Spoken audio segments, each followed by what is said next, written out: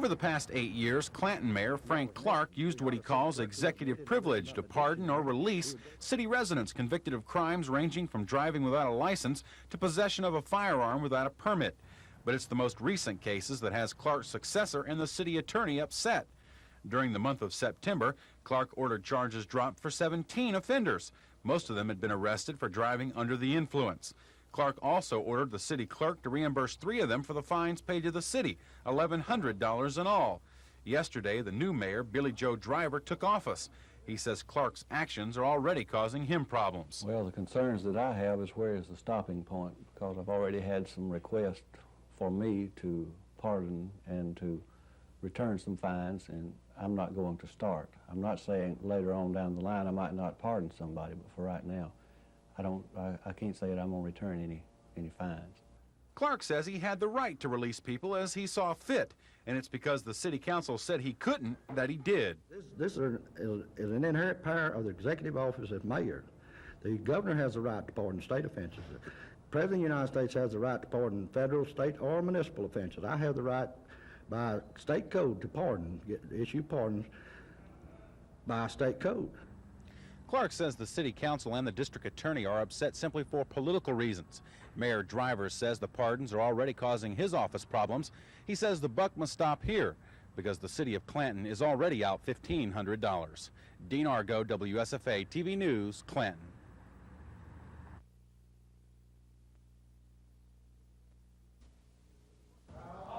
The Department of Pensions and Security is running on a temporary operations plan designed to let the department pay its employees and keep services going until a solution can be found. But part of the difficulty in determining a solution is identifying the problem. Already, a Wallace administration task force says outdated and complicated accounting methods are much of the problem. Efforts by the administration to monitor those methods through former Auburn President Hanley Funderburk were dropped, reportedly because the problems are deep-seated and will require more professional tactics. Those accounting procedures are the basis of the problems of how much federal money will be available to that department. P&S Commissioner Leon Frazier has drafted a plan which shows a shortfall of $10 million in federal money. The administration's accounting principals don't agree, and yesterday's meeting to resolve the difference didn't settle matters. It's back to the calculators and computer printouts once more. In the meantime, Finance Director Henry Stegall met with Governor Wallace in Birmingham, in part to brief him on this ongoing predicament. As for Frazier's ability to resolve the problems, he said as late as yesterday that he can, but administration officials refused to close the door on the possibility that it may take someone else to turn pensions and security around. Chris Grimshaw, WSFA TV News.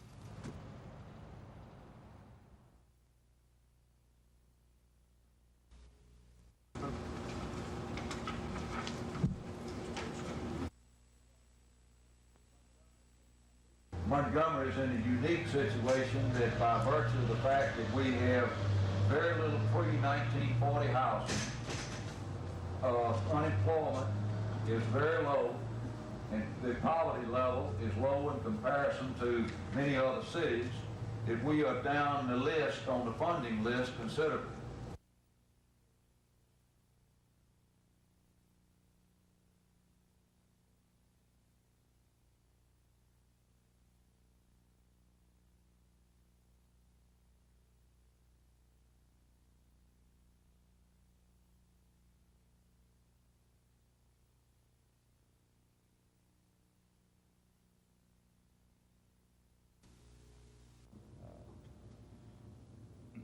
All know in this state, they're well trained, but it's where the fund, which is in our budget.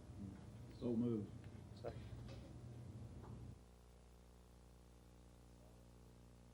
The ballot will be substantially in the following form. Do you favor the legal sale and distribution of alcohol beverages within the municipality? Yes or no? We in the Department of Public Safety would like to pay tribute to pertaining to the property of Mr. Hilliard Fullhand as set out. All in favor say aye. Aye. All opposed.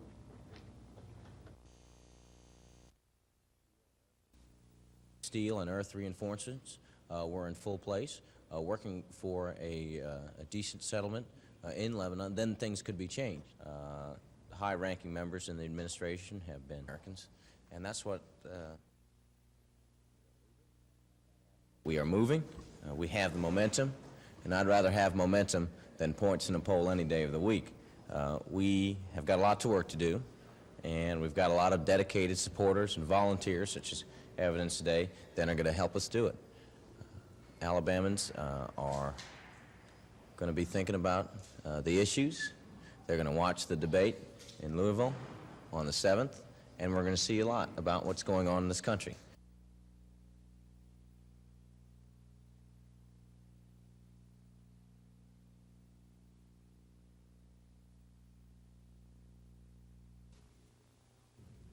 We see now a growing economy that needs additional energy to fuel it. Addison says despite a general impression Americans have cut down on energy use since the oil embargo, the use of energy has been growing in recent years. What he fears is the supply of electricity may not keep up with the growing economy. If that high rate of growth is sustained, there could be a lack of electricity in some parts of the country within the next few years. Addison says Southern's nuclear facilities, like the Farley plant in Houston County, are among the best in the U.S., but he says excessive government regulations will keep Southern from constructing any more plants like this in the future. Coal is the fuel which generates most of Southern's electricity, but there are problems with that as well. Anybody who burns coal has to be worried about the intense political pressure to pass laws to do something about acid rain. Addison is urging the public to fight proposed legislation dealing with acid rain. He says there are too many unanswered questions about the subject for Congress to be taking action. We do know that those laws would cost billions of dollars and add those costs to electric bills in this country. Cal Calloway, WSFA TV News, Dothan. In a hurry, and he didn't really want to wait around too long. And he went down to this lake where a lot of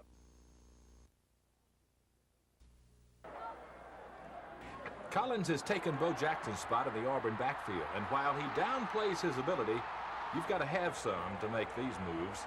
A 19-yard run for touchdown against Tennessee. Collins scored 3 times in Auburn's 29-10 drubbing of Tennessee that might have been more lopsided had Pat Dye willed it. This touchdown run brought back memories of a year ago when Auburn beat the Vols at Tennessee. Now watch and see if Bo Jackson's run 1 year ago is not a near carbon copy of Kyle's run last Saturday. I guess it could be familiar, but Bo Jackson has the ability to do it. I just got the luck.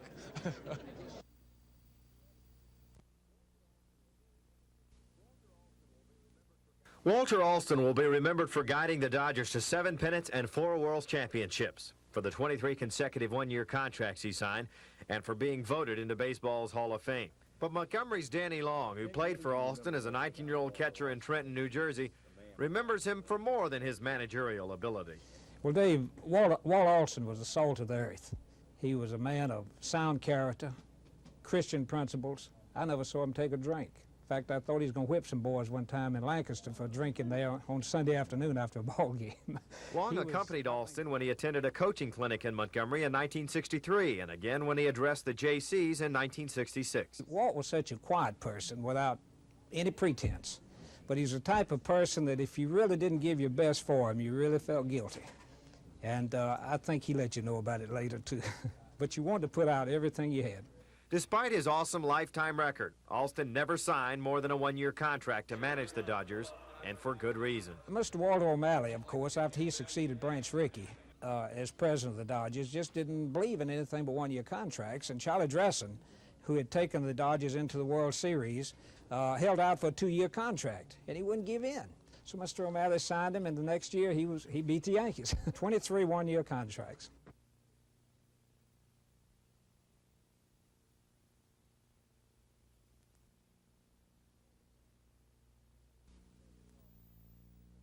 Play against Auburn, you got to have all your folks ready, and you got to play a very good football game. And our defense fought awfully hard. I was very proud of them. They fought hard, caused 5 turnovers.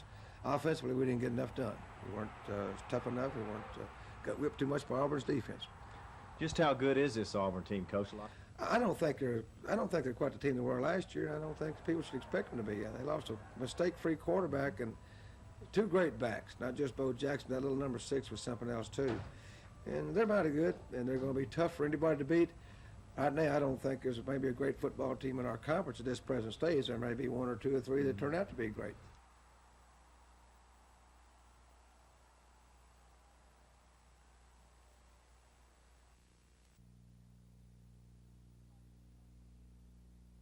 To come. This is just an exciting. It is a preacher, man. That was the worst kid. Maybe we don't have as much. And I think that's been the secret of America and what's made her great. Other things, of course, have made her great, but volunteerism has been, I think, the very bottom line. And that's what United Fund is all about, volunteerism. I always enjoy those NFL. Was a fraternity brother of my son's at Sanford University. Number.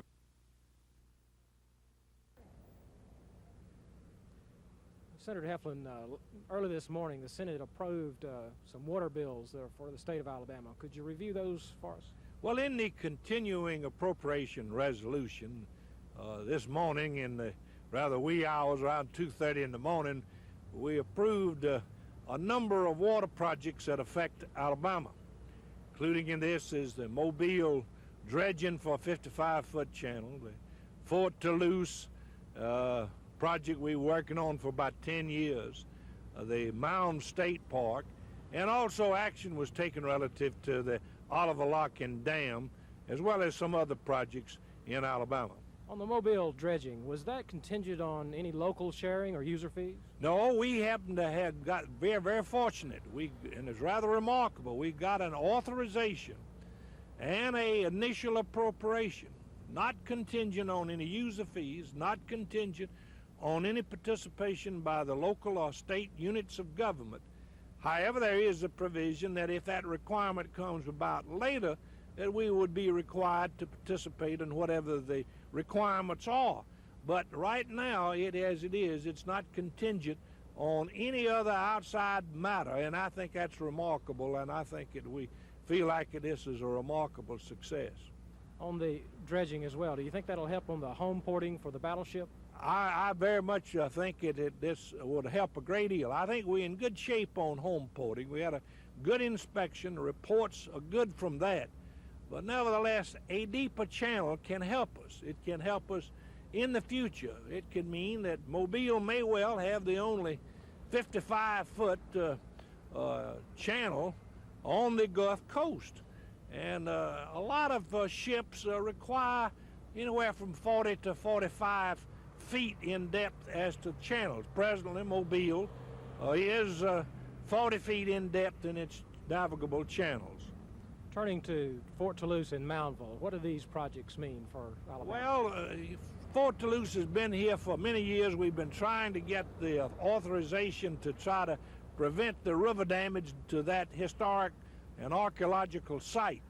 And in this provision, it provided the authorization and an initial appropriation to take care of this. What is the status of Oliver Lock and Dam? Well, Oliver Lock and Dam will, in my judgment, be in the conference report and will be approved, the authorization and the initial appropriation. In fact, I have seen language that has already been agreed on for the conference report, so I don't anticipate that we're going to have any problems with it. Now, we got also Moundville State Park that was involved, and this is of interest to particular the state of Alabama, the Tuscaloosa area. Now, what do you think the chances are for a presidential signature on this bill? Well, on this presidential signature, I think that we're going to have a bill that he will sign. We're making every effort to keep any appropriations or any provisions off of the bill that he would veto. In regards to the Moundville State Park, this is another matter that's important, and we got the authorization and the initial appropriation to do something about it. Moundville State Park was suffering the ravages of the river, and it was about to destroy our Moundville State Park. And the fact that now we have authorization and appropriation to do something about it is going to mean a lot towards preserving that state park. You didn't ask me about that. We adults hear a lot about the importance of seat belts and buckling up. Well, now KinderCare is introducing someone to explain the benefits of buckling up to children. His name is Buckle Bear. Okay, so what should we always remember to do? Buckle up, like Buckle Bear. The Sunshine Drive KinderCare is only one of more than 800 KinderCares all over the nation using Buckle Bear. Teachers utilize puppets, coloring books, and slides to show kids how important it is to buckle up. We're hoping that by using the puppet and the poetry and the fun of Buckle Bear, that children will then begin to make their parents more concerned about it. And apparently, it's working. Like if you have an accident, you could just fly through the windshield. Mrs. Mascari says the program is designed for 2.5 to 5-year-olds, but parents can get just as much out of it as the children. What we're finding in parts of the country where we've already begun the program is that children get in the car at night and they say, "Mom, buckle up." Or they say, "Dad, buckle up." The program is endorsed by the U.S. Department of Transportation, and Mrs. Mascari says though the program here will end next week, she hopes the results will be long-lasting and life-saving. Terry Stanton, WSFA TV News. Well, just quickly run it by me. Tell me what it is. Industrial and business climate in Alabama. In my judgment, the death of the co-employee bill back then is going to have a very devastating effect on our ability, the state's ability, to attract new industry into the state of Alabama. And I think that that's a clear and concise statement of the real issue and problem. First of all, there's a joint interim committee that's been appointed. You know, this entire cafeteria here has met you with money figures. Think about the other side of the coin. Firm, the problem is going to be this. What we're going to have to do, what I'm going to have to do is, from Virginia, Andy Miller is his name. He was a field agent with the state narcotics officers of the department, and where the material came from, I don't really know. Do you know exactly how he got it? No.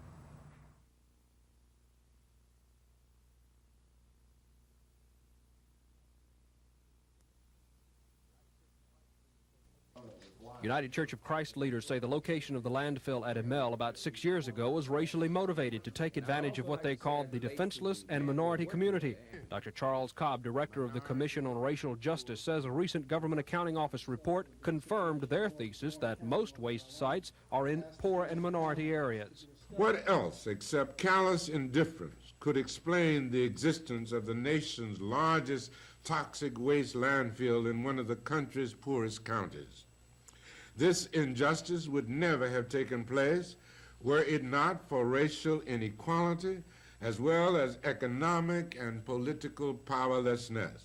But a spokesman for Chemical Waste Management, operator of the landfill, says a 700-foot thick layer of chalk is a motivation for the location of the disposal facility. I feel entirely comfortable with the record of the past, the way in which we operate now, our plans for the future, the improvements that we have made and intend to continue to make. The company answered the call for a shutdown with a petition signed by 2/3 of its employees that expressed faith in the safety of the landfill and that the church leaders' action could endanger their jobs. Leaders of this movement to shut down the hazardous waste disposal site here at Emel hope that this issue will gain national prominence, while the operators of the facility, Chemical Waste Management, hopes these religious leaders will listen to company employees who say that the landfill is safe. Dennis Latham, WSFA TV News at Emel. Most history books begin their coverage of World War II on December the 7th, 1941. But for many sailors, it began 3 months earlier. During those first 85 days, the United States paid dearly. Out of 14 American destroyers assigned to the Philippines, only 4 came home, leaving behind 5,000 Allied sailors dead or missing in action. The Asiatic fleet was left without support when the Japanese devastated Pearl Harbor. Most of the units were sunk, and with all of the wreckage going down with them. The official naval historians didn't have the accurate data, and so they just left it as a void in history. While writing a book about the many battles Mullen and his shipmates fought, the USS Asiatic Fleet Reunion was born. This week in Montgomery, these former seamen remember what many have forgotten. Well, I was on the sonar gear at that time, and I had the earphones on, but I really couldn't say anything. The battle that we went through in Bali, that's where the Dutch lost their fleet. We lost the rest of what we had. And by getting out and escaping, of course, there's a lot of the boys that didn't make it. It was the old Langley, the first aircraft carriers ever built. And we picked the survivors up off of her, and then we took them and put them on the Pea Coast. And the Pea Coast was sunk the next day. Of course, each sailor has hundreds of war stories, but most say the greatest story of the Asiatic Fleet is the fact that they survived. Dean Argo, WSFA TV News. Ethics Director Melvin Cooper says since a court order removed the boards and commissions from the watchful eye of the Ethics Commission, the Commission receives a lot of complaints against members of various agencies, but there's nothing ethics officials can do about it. He says the legislature will be asked to change that. And in the case of a recent one that we received from an auditor's report, there was sufficient evidence to believe that the ethics law had been violated, but they do not come under the purview of the ethics law simply because they've been removed. They've been exempted out.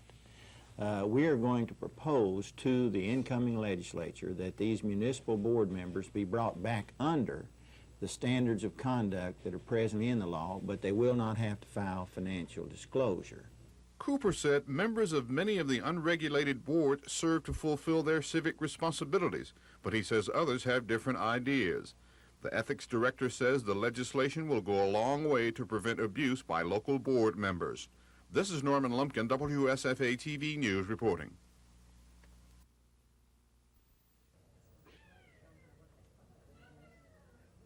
And then they ask to be buckled up in their seat as well, because it becomes important. Wearing their seatbelt, the sun ride in your car. Well, there, should you remind them? Well, I tell my mom on his shoulders, right, so he wouldn't be able to fall out, right? Make sure Mommy and Sister are buckled up too. My mama. There's big, friendly hugs. I'm a buckle-up bear from my head to my feet. I'm a buckle-up bear when I sit in my seat. Now, said Bear, all you rabbits.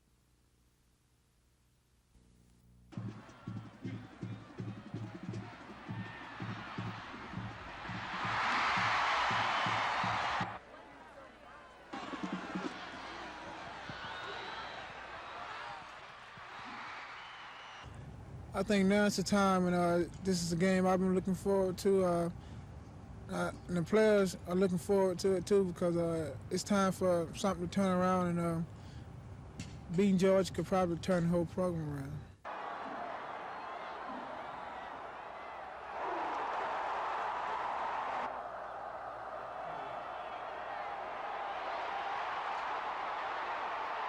If they're reading a bunch of garbage, somewhat, or at least a lot of it is. You know, whether it's true, false, wrong, or indifferent, right, wrong, or indifferent, it affects them in some way and takes their concentration off what we're doing. And we've had 2 real good days of work. Monday and Tuesday yesterday was real tough days for the players, I'm sure. But they've gone about it with a great attitude, and we've gotten an awful lot accomplished. So hopefully they're not reading the papers either. Benjamin Russell had a touchdown nullified by a penalty in the Mustang season opener. That's the closest any team has come to scoring on Stanhope Elmore. The Mustangs sacked Elmore County's quarterback 4 times earlier this year. The Valley Rams were so frustrated they changed their entire offense by game's end. The Mustangs routed Southside 35-0, and last week the Banks Jets were shot down before they could reach Stanhope's 38-yard line. We got a lot of smart people on defense, and we're strong, we're quicker than we've ever been, and stronger, and we just love to play and we get after it. The Mustangs had to overcome some adversity on their own football team to beat Banks. Several Stanhope players were injured and a former player killed in a car accident a week before the game. It was not an easy week of preparation for Banks. We knew we lost some good players, and we had to suck it up and go. Yeah. King has been a big part of the Mustangs' ground-oriented offense that churned out 232 yards against Banks. Thursday night, the Mustangs go for their 6th shutout when they climb into Class 6A to meet winless Carver at Crampton Bowl. I'm afraid they're going to put it all together against us, is what we're worried about. Our kids excited about going to Crampton Bowl to play, and I hope we won't disappoint anyone. The Stanhope Elmore Mustangs, our high school team of the week.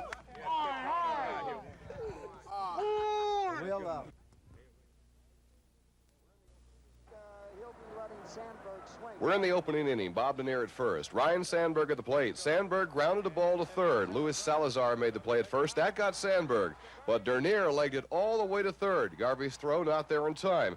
That turned out to be a very big play because later Gary Matthews chopped a grounder to Templeton at short. The play went to first. Dernier scored. Chicago led 1-0. Third inning, 1 out. Keith Moreland at first. Ron Say launched a double deep into the gap in left center. Moreland is raved around third base. The relay throw to the plate did not get the job done. Say went to third on the throw. The Cubs had a 2-0 lead. Chicago picked up its second run of the inning on this sacrifice fly ball hit by catcher Jody Davis. 3-0 Cubs after 3. San Diego got one back in the fourth following a 2-out double into the left field corner by Tony Gwynn. Kevin McReynolds picked up the RBI on this sacrifice fly. In the Cub fourth, however, Ryan Sandberg hit a 2-out double into the corner of his own. Dernier, who had just stolen second base, scored. 4-1 Chicago. The Padres scored only one more run. In the sixth, first baseman Steve Garvey singled to left field. Alan Wiggins turned on the speed. He scored from second. 4-2 Cubs.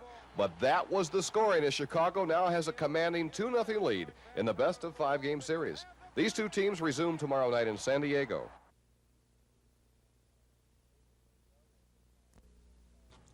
Even the younger members of the family that will be following in their parents' footsteps, we would like them to sit in it also. It's, of course, is a little comprehensive, so basically the adults should be taking the course and the test and have their whole family sit in is what we would like and listen.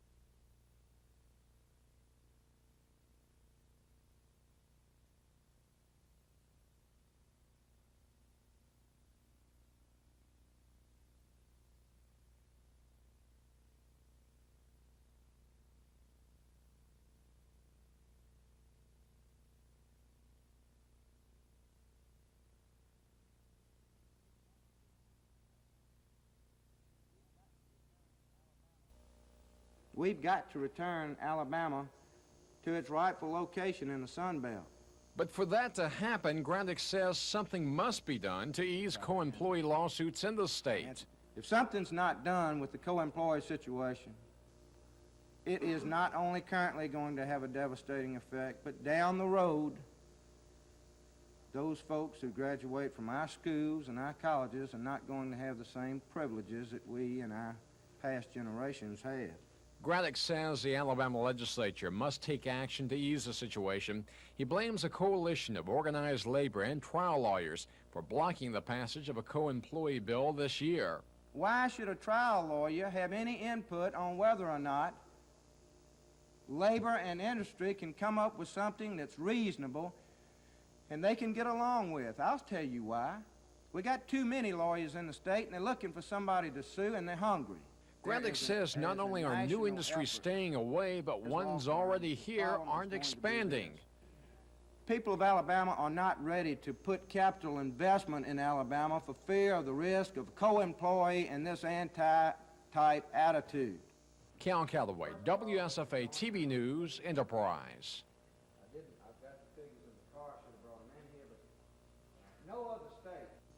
You've got to be committed, because there have been many days when it has been so dismal. You know, I thought, well, I don't want to go back in there and do that. When Janet May decided to go into business for herself, she had 2 strikes against her. She's black, female, and had no proven track record in the business world. And because of that, she was turned away by some financial backers. But now, after 2.5 years, Thomas May & Associates has expanded, has 5 full-time employees, is working on contracts all around the state, and dreaming of opening offices all over the Southeast. Do you think it's tough for a black person to go into business these days? Do you find prejudices against you? Yes, well, I found it to be that they would minimize the amount of money to give you because of various reasons. They give you no money for working capital. They give you just enough to get started. Andre and Cheyenne Christberg say once they overcame their struggle for funding and opened their hair salon, things began looking up. Cheyenne says the way to be successful is to analyze what you want to do, set goals, and then set about achieving them. Alfred Seawright says being a minority has made it hard for him to do business with some people. So Seawright says he just works 2 or 3 times harder to sell his medical equipment. And yes, he does consider himself a success. He says it pays to remember that in the business world, the only color that matters is green. Gina Gregory, WSFA TV News. Public Relations Director for the ABC Board, Ralph Holmes, says complaints about bars encouraging excessive drinking are bringing on the new regulations. Some places have extended periods of time when a person can drink as much as they would like for one set fee. We found that when they drink all you can, people drink all they can. And we've got complaints from police organizations, from college administrators, from alcohol awareness groups on campus that we need to do something about this. Nightclub owners in Montgomery say only a few bars in the state are abusing the system. They gave an example of one nightclub in another city offering 7 drinks for the price of 1. The local owners agree that this is bringing on new regulations for everyone. It used to be traditional, everybody was 2 for 1, and now there's so many deals where it's 3 for 1, or they're all you can drink for $3 for 4 hours, or ladies drink free all night, or which, you know, several things have gotten pretty out of line. But they feel that it's the public who'll be losing in the long run. Well, they won't be able to get as many drinks for their money. But for us, it doesn't make any difference to us. Just by the fact that it'll cost them more money to go out and have their normal night on the town or whatever. Just strictly just by the dollar amount. Officials at ABC say they're not trying to stop people from drinking. They're just trying to encourage moderation. But it may be a while before they can do that. Public hearings on the issue won't be held for several months. Terry Stanton, WSFA TV News.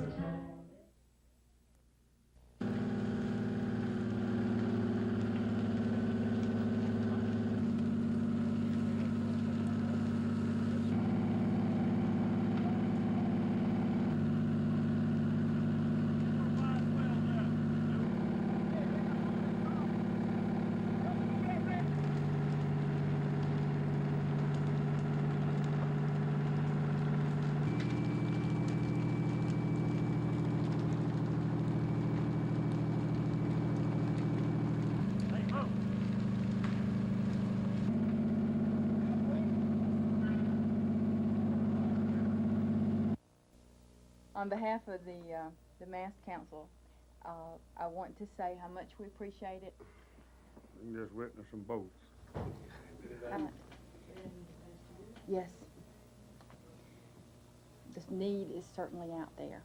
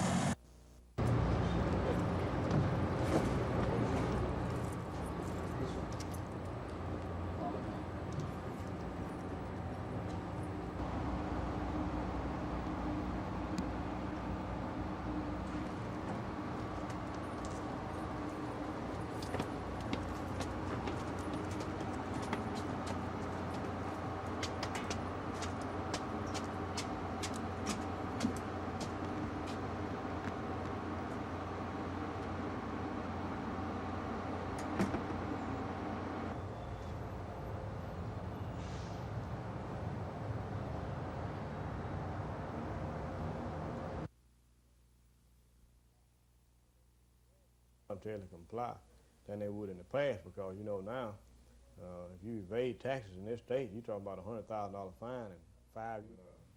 You know, telling them it's friends.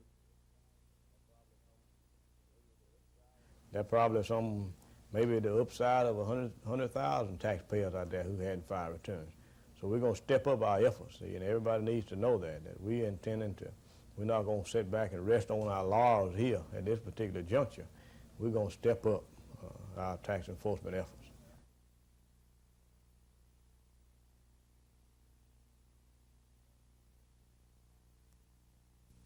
Until they comply than they would in the past, because you know now, if you evade taxes in this state, you're talking about it's kind of sad that, you know, and I'm a taxpayer just like everybody else is. And this just solidifies, you know, what we said, and says that for a long time, I've been paying and you've been paying somebody else's share of tax in this state. With the fact that you've been overtaxed because somebody didn't pay their fair share.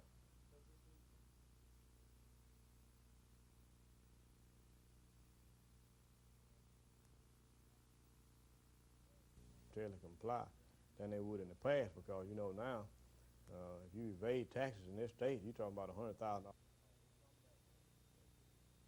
$100,000. It's something that, you know, could be considered, but I think that one of the things that it really means is that we may not be looking at any tax increases in the future.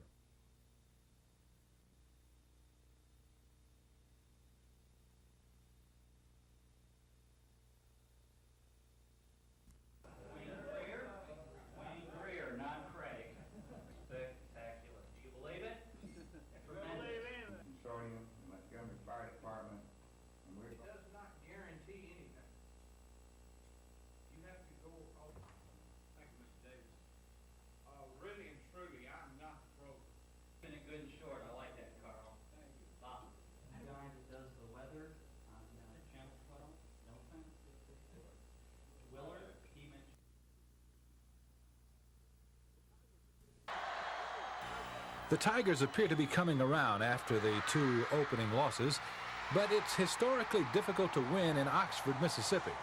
Auburn's quarterback situation appears to be improving. Pat Washington's confidence seems to be growing with each Saturday. You feel you're the Auburn quarterback now? Well, yes, I do. I feel like that I'm capable of helping this team to win games and hopefully win the Southeastern Conference. If I get better every week and the players get better, we can have a great offensive team, and I feel like I can be the quarterback. You over your jitters now? Well, yes, I think I am. First couple of games really I was pretty nervous, but I'm sort of... You know, everybody usually is. You know that. Right, I know. I'm sort of going with the flow right now, and it feels pretty good. Ole Miss is a team that seems to invent ways to win. They've struggled, but the record shows 9 wins, 1 loss, and a tie in their last 10. That's not bad. Kent Austin, one of only 3 experienced quarterbacks in the Southeastern Conference, has great talent, strong arm, quickness, and smarts. Auburn will have its hands full on Saturday. This could be a memorable weekend for Alabama's young quarterback Vince Sutton. He's having to learn the hard way. He knows how badly his team needs a win, and he'd love for it to come against his home state Georgia Dogs. Yes, it's a special week for me. It's like a game I've been looking forward to ever since Alabama, you know, the game's been scheduled, and we've just been taking one step at a time. And fortunately, we been having some breakdowns here and there. But I think now it's the time, and this is a game I've been looking forward to. And the players are looking forward to it too, because it's time for something to turn around, and beating Georgia could probably turn the whole program around.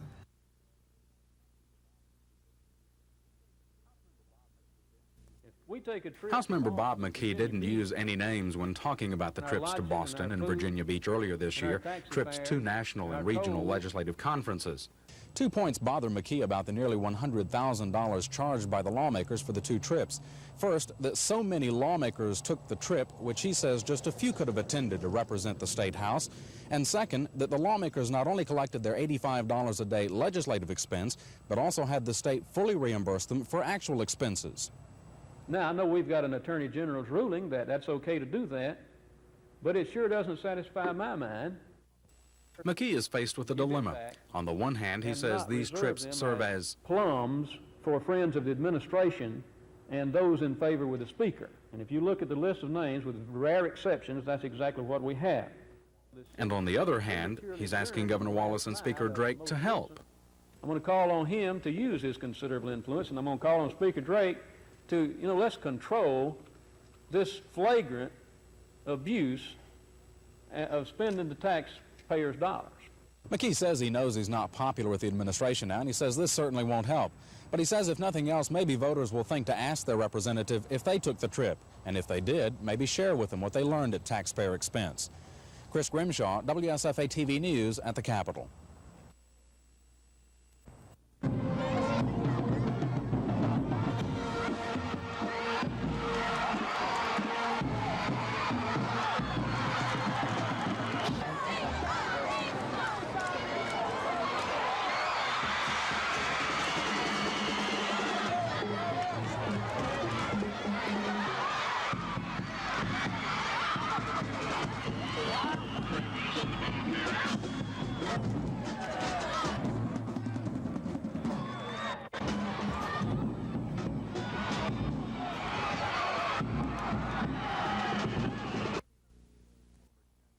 The 39-year-old former candidate for sheriff in the 1982 county elections faces 3 felony charges in Montgomery and Dallas County. Montgomery County DA Jimmy Evans.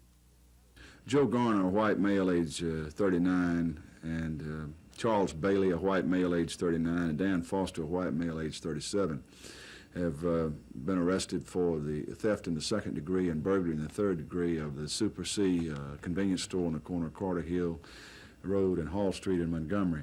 Also, Joe Garner and Fred Thomas, a black male, age 39, along with Arlie J. Varn and Charles D. Bailey and Tommy Downs, were arrested for conspiracy to commit robbery in Dallas County. That is a Class B felony, the conspiracy having been perfected in Montgomery to commit the robbery in Dallas County.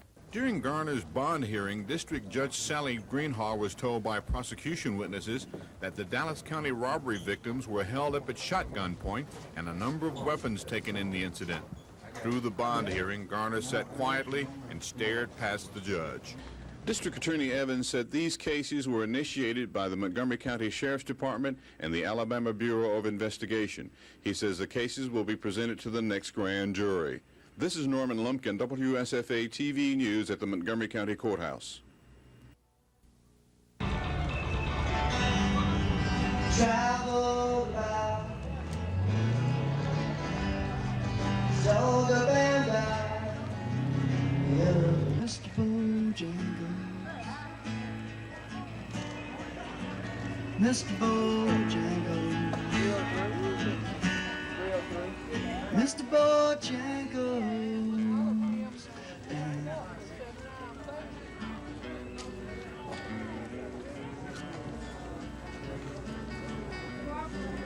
How you doing?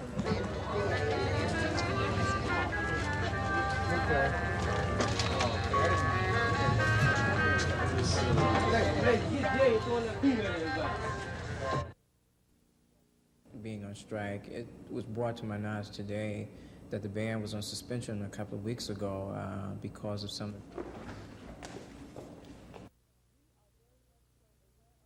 We are very much so aware of the fact that this kind of administrative sickness has gone on in past administrations, and we refuse to accept it and will not spare any feelings toward you or your ignorance in this matter. Actions, did you take time to think about the importance of having a young black such as Dr. Berry in the forefront of a predominantly black institution as great as ASU? We think that he is by... They came in droves, big ones, small ones, furry ones, exotic ones.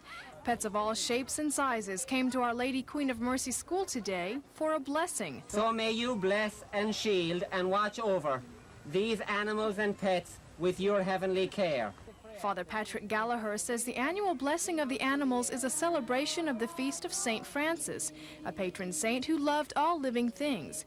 As cute as it seems, Father Gallagher says the ceremony is a serious one. It's a very serious thing, and it is something that has been consistent in our tradition as Roman Catholics throughout the years, where we have prayers of blessing for crops, for animals, for people. And so this is another expression of that tradition as it comes through to us in the church. This isn't the first blessing Father Gallagher's done, and he says the kids all seem to react the same. Great excitement, enthusiasm. Teachers will say that they're as high as a kite. And, but just in general, a good sense of understanding why we were doing it. And the children do understand its significance. Well, it was a blessing for the animals, and, well, she could use it. Terry Stanton, WSFA TV News. Beeper, we call him. Beep. Okay. Go ahead. Senator, the Senate has worked all day. Do you think they'll get out tonight? Well, it doesn't look too optimistic that we're going to finish. There's a religious holiday that starts at 6 o'clock Eastern Standard Time here in Washington, and we'll have to adjourn for that. Then there's Columbus Day on Monday. It looks like we'll be coming back sometime next week to finish up. It might be a miracle we could finish in the next few hours, but it's extremely difficult to say that we will. I just don't believe we will. Both the houses of Congress now passed a crime bill as a part of the continuing resolution that you had an awful lot to do with. Could you explain what that bill does? Well, this is a real crime package. It's the first real crime package that's passed in many years. I introduced my War on Violent Crime package several months ago, and we passed it in the Senate, most of the provisions, along with some other provisions, and the House has passed it. It, in my judgment, is now going to be enacted into law, and I believe, of course, the President will certainly sign this provision. But this will do a lot to help. It'll cut back on bail abuses. It will bring some changes in the insanity law, put the burden of proof on the accused to show that he is insane rather than making the prosecution have to prove beyond a reasonable doubt that he's insane. And there's just a great number of different things involved in the crime packages. Assistance to local and state law enforcement officers in it. There's a great number of things in the crime package that we're mighty proud of, and the fact that it's passed, and I'm sure it's going to be made into law, is a major legislative accomplishment. This afternoon, the research park bill that... A forest fire burning up a mountainside in Shelby County. Just one of dozens of wildfires that ravaged the state today. Yesterday, 86 blazes wiped out more than 600 acres of timber. Forestry officials say fire conditions are worse than they've been in a long time. The fire weather situation compares to what we had in 78, 79. We really got into a bad situation, declared drought emergency, no outside burning at all in several of the counties around the state. The northern part of the state has been the hardest hit. Here, the dry woods are easily ignited, and the rough, hilly terrain makes fighting the blazes a difficult job. Some of the fires are started by accident, but foresters say easily half of them are intentionally set. They suggest that land disputes may be the reason behind much of the apparent arson. And in the middle of this particularly bad fire season, the Forestry Department says there's not enough money to man all of the state's fire lookout towers, and in a number of cases, the towers are standing empty. Still, so far, the state has been lucky. No really big blazes have broken out during this latest dry spell, and aerial surveys of the state's forest have helped control the smaller fires. Now, forestry officials can only hope the luck holds out. Forestry officials say what is needed is 2 or 3 inches of rain spread out over several days, and right now they have little hope of that happening. Tom Foreman, WSFA TV News. And but you know, many of the goals that we set out to accomplish some 12 years ago, many of them have fallen into place. You know, we've got water and sewer systems that were Whether or not the Ethics Commission rules yes or no, it does not make me any difference because I'm going to continue to promote Tuskegee and Macon County, the dog track and Tuskegee Institute, and Lake Tuskegee and Pin Oaks and all of the other great things that we have in this community anyway. But I could do a better job and a more effective job if I had some private business paying for it rather than the city of Tuskegee, which cannot afford to do it.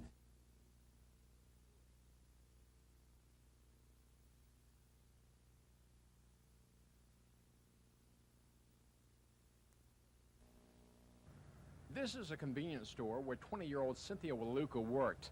In the early morning hours of August 22, 1983, Ms. Waluka was discovered missing from the store. Her nude body was found in a wooded area at Fort Rucker hours later. Authorities have worked months on this case. Now their efforts have led to an arrest. Yesterday, the grand jury of Dale County returned a true bill of indictment against John Charles Spellman, charging that he did intentionally cause the death of Cynthia Ann Waluka. Spellman is already serving 10 years for a crime which took place the same night as the Waluka murder. John Charles Spellman assaulted and robbed a white male named Charles Grider a very short time, according to our investigation, before Cindy Waluka was robbed and kidnapped from that same convenience store. Assistant District Attorney Will Matthews says prosecutors will ask for the death penalty.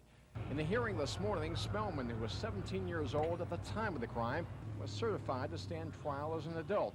He's being held without bond in the Dale County Jail in Ozark, facing an October 18th arraignment date. Cal Calloway, WSFA TV News, Ozark.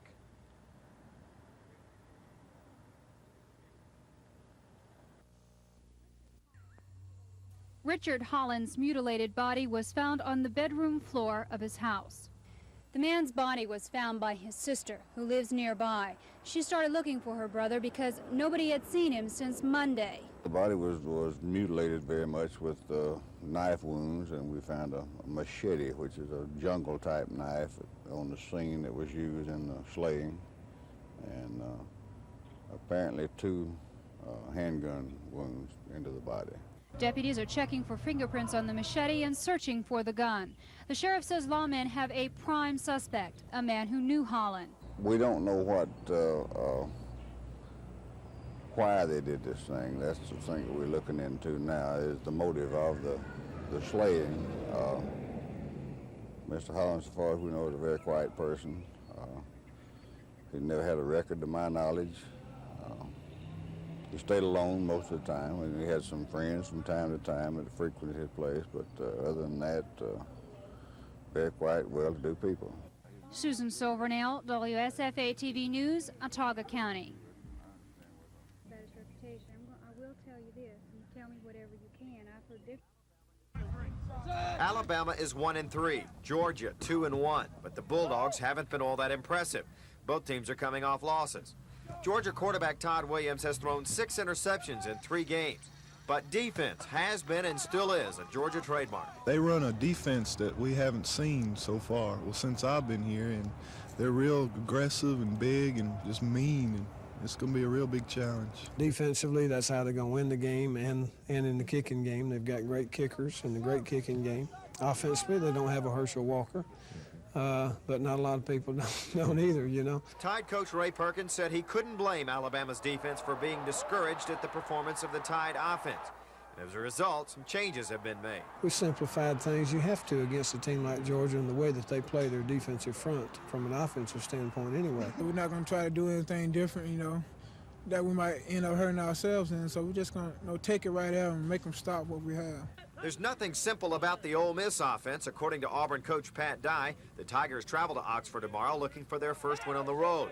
Dye is equally as concerned about his own offense. They turned the ball over 5 times against Tennessee. We totaled a lot of yards last week, but we turned the ball over too much. If we wouldn't have turned the ball over so much, I think we would have scored at least 40 points in the football game.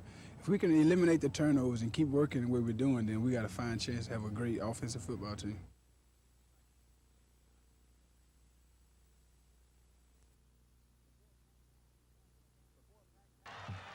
Before a packed house in Prattville Stanley Stadium, the last home game for the number 2 Lions against Montgomery foe, the Robert E. Lee Generals. Lee's number 11, Bobby Washington, scored first tonight. Early in the first quarter, Lee was ahead 7-0. The Lions came right back thanks to a Lee penalty. Number 24, Anthony Bullet Bishop, with 8 seconds left in the first quarter. The game was tied at 7. The Generals next capitalized on the Lions' punt. The block by Lee resulted in the touchdown for number 84, Mike Pickett. It was now 14-7, Lee.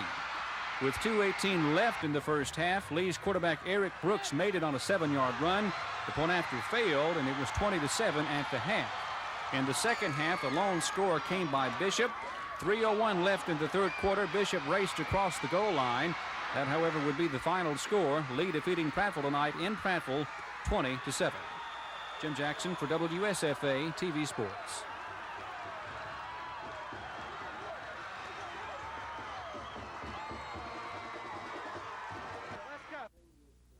It's okay with Willie very well, and we expect him back in Montgomery. So with the help of Mr. Mapp and the people over there. And a tremendous person, and you deserve the support from him. Already been his development center here in Montgomery. What do you talk woman on business of the year?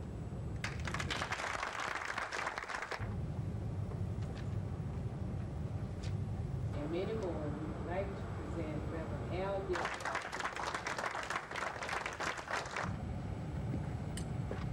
To your group. This is the beginning of the wall. James Sanders, Administrator, SBA, Washington, D.C. Congratulations, Al.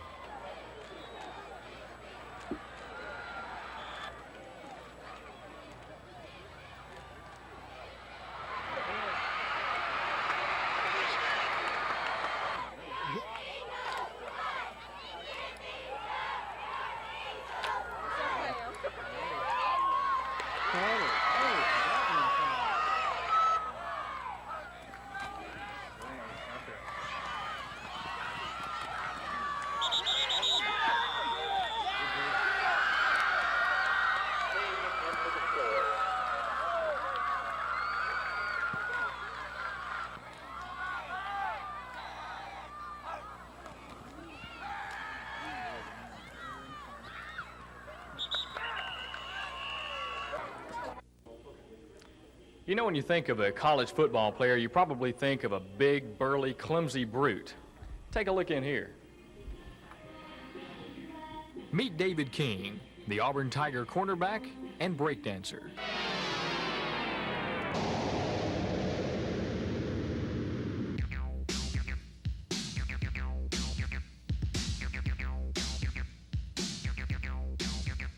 As the Tigers' starting cornerback, football is a big part of King's life, but dancing is also important. He's a member of the Auburn University dance troupe, where he's also involved in jazz and ballet dancing. An interesting side to one of the most respected cornerbacks in the SEC.